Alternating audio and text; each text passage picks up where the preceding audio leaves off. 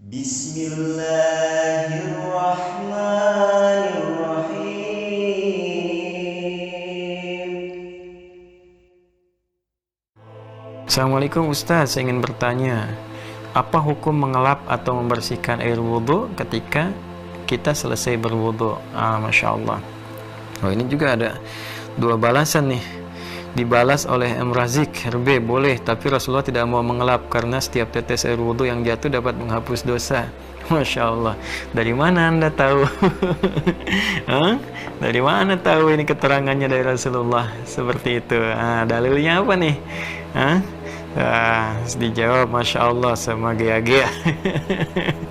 Ya, tapi harus pakai dalil ya, dan dalil juga harus pakai rumusan.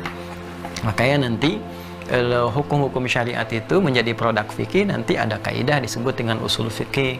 Usul fikih itu nanti akan melihat secara umum ya, al-kulliyah, al-ijmaliyah, al-ahkam al-kulliyah ijmaliyah fima yata'allaq bi al-amaliyah. Jadi semua yang terkait dengan perbuatan-perbuatan ditinjau, kemudian kaidah umumnya seperti apa di Al-Quran dilihat sampai akhir, termasuk juga di hadis. Nanti ada dasar-dasar atau hukum-hukum, pondasi-pondasi umum untuk menentukan sebuah hukum. Ya, misal nanti dilihat, oh ini ada perintah, kecenderungan perintah itu kewajib, kecuali nanti ada keterangan-keterangan lain yang menjadikan kalimat perintah itu ternyata hukumnya menjadi sunnah, gitu kan, atau misalnya mubah, maka muncul kaidah nanti al aslu ya fil amri lil wujub hatta yadul dalilu ala khilafih. Jadi ini kaidah usul fikih, nanti kaidah ini dipakai dalam produk fikih. Jadi begitu dikeluarkan hukum, apa hukumnya ini, misalnya kan ada perintah nih, wa aqimus shalah fi'il amr. Ini aqimus shalah turunannya apa, semua mendukung kepada perintahnya, maka jadi hukumnya wajib. Ya, kulu washrabu, makan dan minum. Apakah ini wajib? Berarti kalau yang nggak makan minum dosa, gitu kan? Nah, tidak, nanti ada keterangan lain. Ya, kulu washrabu wala tusrifu, terus nanti ayat-ayat lain digali lagi. Oh, ternyata ini maksudnya ke mubah, ya. Ini maksudnya kalau meningkatkan ibadah ke sunnah dan turunan-turunan lainnya. Nah, itu di usul fikih.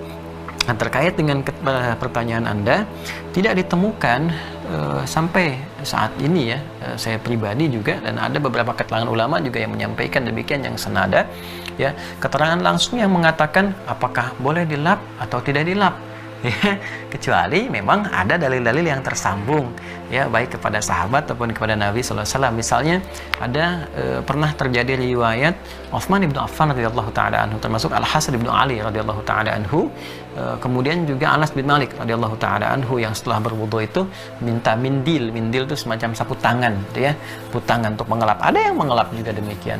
Ada juga yang dalam satu kondisi tertentu Nabi sallallahu alaihi wasallam setelah beliau mandi besar di sini, kemudian diberikan mindil ya, semacam handuk kalau kita ya, di sini sekarang diterjemahkan mindil itu sapu tangan, tisu, tapi bisa juga diterjemahkan dengan handuk pada masa itu. Nabi pada masa itu menolak dan memilih dengan menggunakan tangannya gitu ya, merapikan bagian airnya menggunakan tangannya pada saat itu. Dan ulama berkesimpulannya sangat luar biasa tajam. Artinya ketika Nabi diberikan handuk ya atau kain pada saat itu ya, kemudian Nabi milih menggunakan tangan, bukan berarti nggak pengen mengelap. Jadi pemberian itu menunjukkan memang terbiasa dikasih handuk atau lap ya, setelah mandi atau apa. Cuman pada saat itu Nabi menginginkan menggunakan jemarinya, maka para ulama melihat kenapa, mungkin ada persoalan dengan handuknya, mungkin nggak mau bercampur, atau Nabi ingin menunjukkan sesuatu hukum tertentu. Kalau nggak ada handuk maka ratakan air itu setelah mandi ya, supaya nggak terus menempel di dalam tubuh kita. Jadi banyak hal persepsinya ke sana.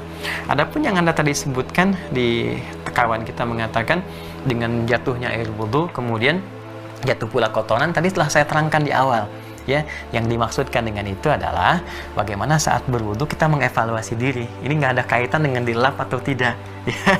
Baik, mungkin hadis yang terkait ini, satu ummati yaumal qiyamati ghurral muhajjalin min atharil wudhu. Nah, ini yang sering banyak dibahas. Maka umatku, kata Nabi SAW, akan dipanggil di hari kiamat itu ya ghurral muhajjalin, dengan bercahaya, dengan bawa tandanya gitu kan, ada tanda-tandanya seperti kuda yang paling bagus, ada tanda di keningnya gitu kan, ada tanda ya, ghurra itu tanda-tanda khusus. Jadi min atharil wudhu, dari bekas wudunya Ya, jadi Masya Allah umat Nabi itu ada cahayanya, ada tanda khususnya. Saat nanti dipanggil di hari kiamat, misalnya Fulan, kan dipanggil Fulana, dipanggil umatnya Nabi Muhammad, itu kelihatan dari tubuhnya ada cahaya. Min athari wudu, dari bekas wudunya. Nah, ulama di sini memberikan ragam banyak pengertian dan penafsiran. Di antara penafsiran yang pertama adalah orang yang menjaga wudu di sini. Ya, artinya apa? Artinya dia terus menjaga wudunya, begitu batal wudu lagi. Kalaupun sulit menemukan air, dia tayamum. Nah, itu membuat diri dia bercahaya karena dia min atharil wudu, bekas dia menjaga terus wudunya. Karena itu banyak sekali ulama-ulama dulu ya, sampai ke imam yang 4 kan, para sahabat bahkan ke Nabi sallallahu alaihi wasallam sudah pasti dia memberikan isyarat kepada kita untuk menjaga wudu. Ini tafsir yang pertama. Yang kedua, cahaya itu ada yang mengartikan esensi dari wudu. Karena ketika dia wudhu itu dengan baik, seperti tadi, dia mengevaluasi dirinya, menjaga dirinya, bertobat kepada Allah, membersihkan yang luar dan dalamnya secara bersih dan suci, sehingga lisan orang wudhu yang kumur-kumur dijaga. Bukan cuma membersihkan yang kotor di mulut dalam arti fisikal, tidak, tapi juga membersihkan dari perbuatan hoax, misalnya senang mencela, gibah dan sebagainya. Wajah juga demikian, tangan sampai dengan kaki, sehingga anggota tubuhnya ini berperilaku mulia, bagus. Jadi berubah jadi lebih baik, tangan baik sampai ke ujung kaki baik. Nah, ini yang menjadikan cahaya. Ini tangan bercahaya dengan amal solehnya. Ya, mata bercahaya dengan amal solehnya. Lisan bercahaya dengan amal solehnya. Ini makna majazinya namanya. Ya, maknawi. Jadi ada makna lafzi, ada makna maknawi. Majazi, hakiki, majazi. Dan ini ada makna kiasan yang disampaikan kepada kita bahwa cahaya itu lahir karena kebaikan yang tampak setelah kita berwudu, yang berdampak pada anggota tubuh berbuat pada yang baik-baik gitu ya. Jadi asalnya sebenarnya nggak ada hubungan antara mengelap dengan tidak. Ini kembali kepada kita saja. Jadi kalau dalam situasinya misalnya sedang rapat, izin ke toilet terus berwudu basah, gitu ya, masa iya kita mau duduk rapat sambil basah-basahan? Kan kita rapikan dulu. Ya bisa saja, nggak apa-apa dilap ya.